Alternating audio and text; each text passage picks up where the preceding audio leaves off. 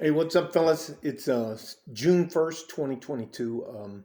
This is a financial video for men for the MGTOW community. And this is one of the things, anyways, I'm just going to tell you, I think personally that we're headed for a recession. And I wrote some notes down. So if you see me look away like this, I'm looking up to read my notes, okay? Um, the title of this video was How You Can Help Prepare Yourself for a Recession. All right.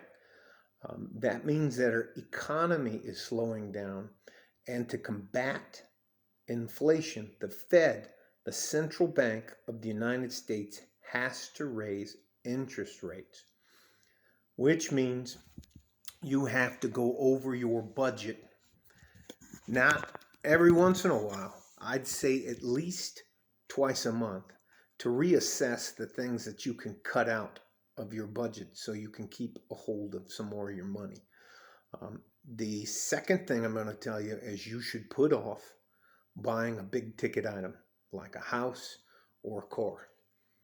Um, I'm telling you, the market, I don't know if it's the bubble's ready to pop on the housing market or on the car market, but I you need to prepare for that. So, are you spending too much on clothes? Are you spending too much money on going out? Are you any little things you can cut off of your budget to put more money in your pocket, more cash in your pocket, will help you survive and sustain yourself through a recession. The other thing I'm reading about is that almost all of the tech companies like Netflix and Google and the rest of them are starting to slow the hiring, or they have hiring freezes, which means that the tech market is slowing down. And that's normally one of the fastest growing areas. All right. So let's move on. Um, I talked to you earlier, a long time ago, about an oh shit fund. Oh shit fund is your emergency fund. You need to pad that.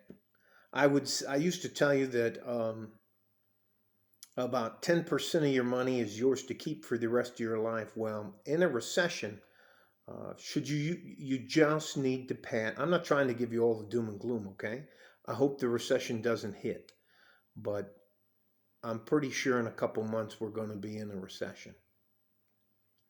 So, that being said, you need to pad your savings account as much as you can. All right, I got to look at one of my notes. All right, the other one is if you have high APR, annual percentage rate debts, credit card debts, loan debts, phone debts, cell phone debts, the rest of that, I want you to try to concentrate in paying off as many of those as you can. The less debt you carry, the easier it will be for you to get through a recession.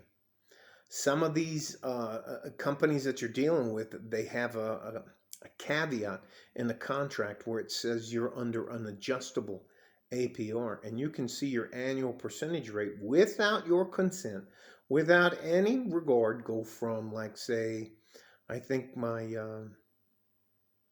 one of my it's 2.25%, but that's because, anyways, doesn't matter. And I've seen credit cards for like 26% interest. That's you need to get out from under those bad boys. So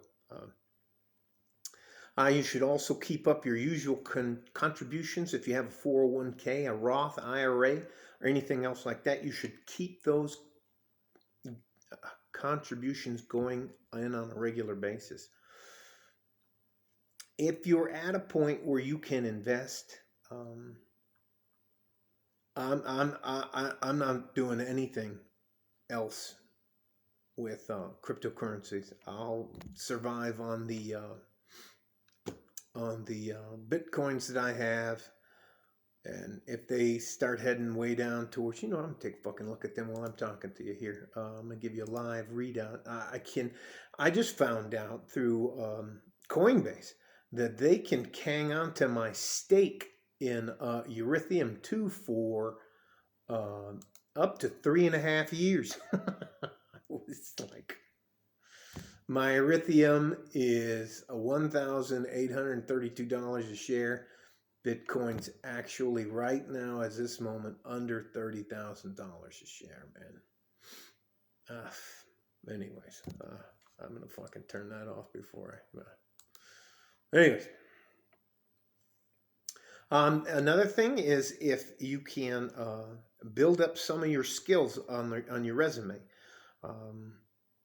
Is there something, if you're if you're a journeyman or an apprentice, what does it take for you to do the next step? And I don't know shit about being a lawyer. I don't know about being a doctor. I don't know any of that stuff's about being an engineer. I was just a grunt, and then I did some legal work because anyway, it doesn't fucking matter. Here, there's anything you think you can do to build up your earning potential is another thing you can do to help ease your way through you may have to pick up a second job. You may have to pick up a job waiting tables or bartending or something that'll give you a decent income. It sounds bad, but look, I'd rather be honest with you and tell you what I think is going to happen than I'll be fine through the recession. The ones I'm worried about is the younger men. If you're living check to check, you need to stop now. Not tomorrow, not the day after tomorrow, not after this weekend or anything else. You need to stop.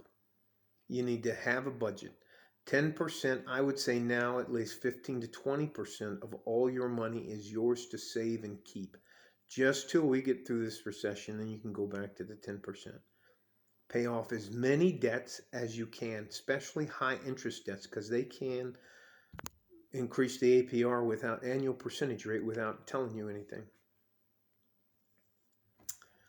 I'm going to go over some of the things. Yep. I'll just read. All you got to do is stay calm, and we're going to see interest rates go up.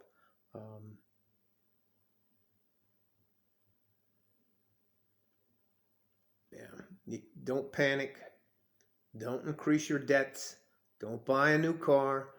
Don't get into a business with somebody. You have to wait this shit out. Don't become a co-signer on somebody else's fucking loan. Don't take your job for granted. You have to keep padding. If you don't have an emergency fund, you need to start. I don't care if it's $100, $200, $50, $20. Just start bagging that money away and leave it alone.